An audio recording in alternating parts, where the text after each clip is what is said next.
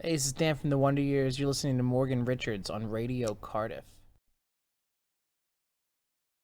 Hey, I'm Morgan Richards from Radio Cardiff, 98.7 FM, and I'm very pleased to say that I'm backstage at the Motorpoint Arena here in Cardiff.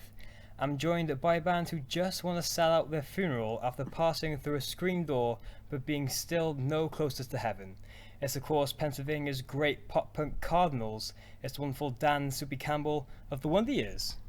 Hey, man, you crammed a lot of references into that little paragraph. That was impressive. Yeah, I'm glad you liked it. How are you? I'm good, thanks. How are you? Good, good.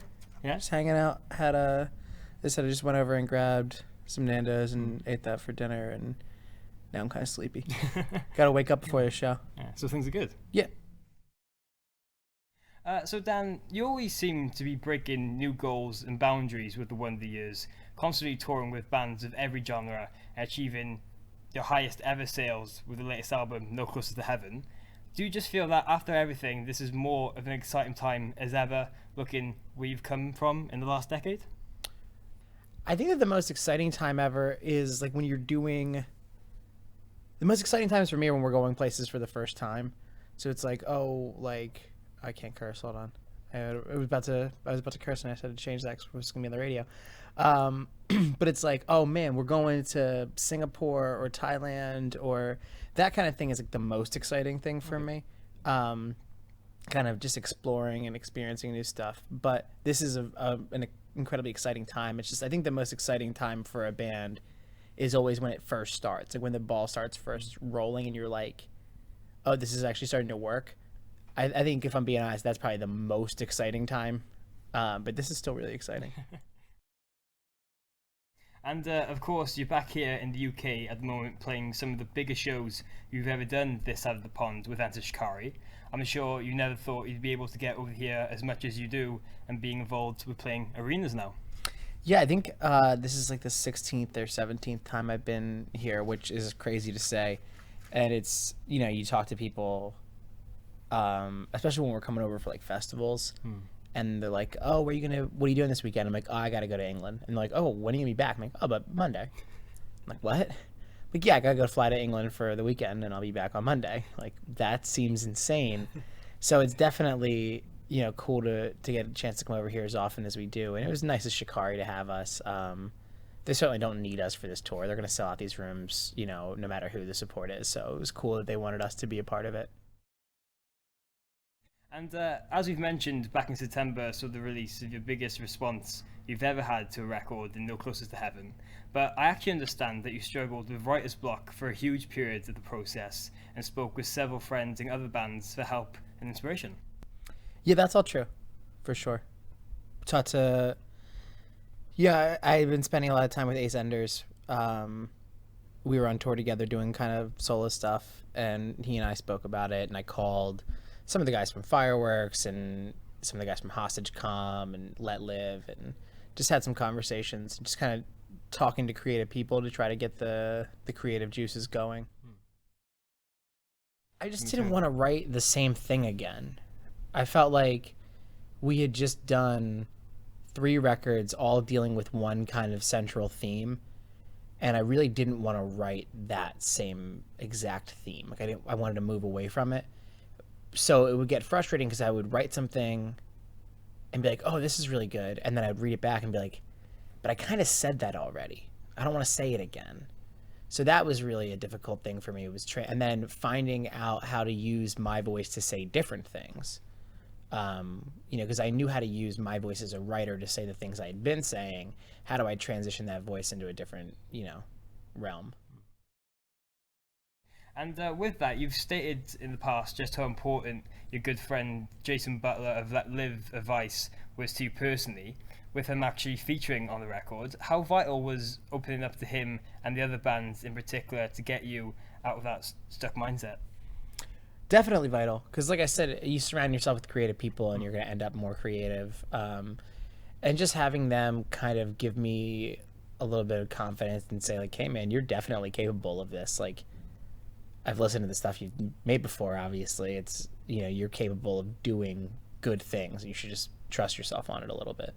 it's important to hear that, and you hear it, from your friends and family, but it's important to hear it from someone that you respect in the same medium, and someone who's working in the same medium that you are, saying that they appreciate your work and that they believe that you can continue to do it is in some ways holds more value than just anybody saying that, right? So no matter how close they are, if it's my mom saying, hey, I really think that you do good stuff, you're going to keep doing good stuff, it's like, well, that's your job to tell me that, Mom. And and you don't work in this field, you don't do this thing, so as nice as it is to get that confidence from those kinds of people, it's more important to hear it from people like Moyan or Jason or Ace. Well, he and I were talking a lot about kind of social ills and political ideologies, and we just kind of, we were talking about it, and we were like, we should do something musically with this. And so when we started writing Stained Glass Ceilings, I was like, well, Jason's got to be on this song. I mean, in that particular topic conversation, his voice is 100 times more important than mine. And so, we wanted to make sure that we used our opportunity in that song to amplify his voice. He had important things to say, and we wanted to, obviously he can say them in his own band, but we felt his voice was important to that song. And I know the record's only been out for a few months now, but have you guys really given any thought towards your next release or any future material as of yet? Yeah, actually, I've been thinking about it a lot this week, but I'm not going to tell you anything about it. I'm going to tell you that I'm thinking about it, but you can't know anything. Okay. It's just the ideas are starting to come through. Yeah, things are starting to happen in my head. I'm getting excited about it. And Dan, just a couple more very quick things now before you go. One thing I've always wanted to mention to you is that I've seen you guys live quite a few times now in the past, and every so often when you've played Wales, you always tend to have given a massive dedication to the city of Newport, its Le Pub music venue, and the former pop-punk residents Save Your Breath. Yeah, those are my guys. They're all going to be here in a couple minutes. Yeah? Yeah, they're on their way. Yeah. And I love Le Pub, and I love Sam, and I think that Sam does a lot of good for the world outside of just running a punk rock club. I've been donating... I've donated some money to her, and she's doing a lot of great things with the refugee camp in Calais, and just a big-hearted person trying to do a lot of good in the world, and I got a lot of respect for her and for that. And the Save Your Breath guys, there's a relationship that gets forged in bad touring, when you don't know where you're going to sleep and you don't know how you're going to fill the gas tank, and in order to get the van started, you have to all run behind it and push it and pop it into gear. And those are things that we experienced with Save Your Breath and with All or Nothing. Yeah, those early tours where it was really, truly painful at times. We've been through the fire with those guys, so we're going to love them forever. Yeah. Le Pub was definitely, for a bit, the only place we were really able to play in Wales. And those shows were crazy, just insane shows, totally packed and almost dangerous. Kennedy fell down the steps once loading in, and I was climbing into the rafters and jumping out of them, and it was just this wild kind of experience there. And with all that, Dan, of course, now you're going to be extremely busy for the near future, just constantly touring this new record. But what else can we really expect from the Wonder Years now in the near future and going forward? A couple of us are getting married. We're excited about that. Okay. Michael gets married in June. I get married in October. So those are kind of our big life milestones for this year. And obviously, we're going to be touring, and obviously, we're going to be writing songs. And I have a lot of ideas for a lot of things that I want to do. The video for Stained Glass Ceilings with Jason in it, and that's going to be cool. But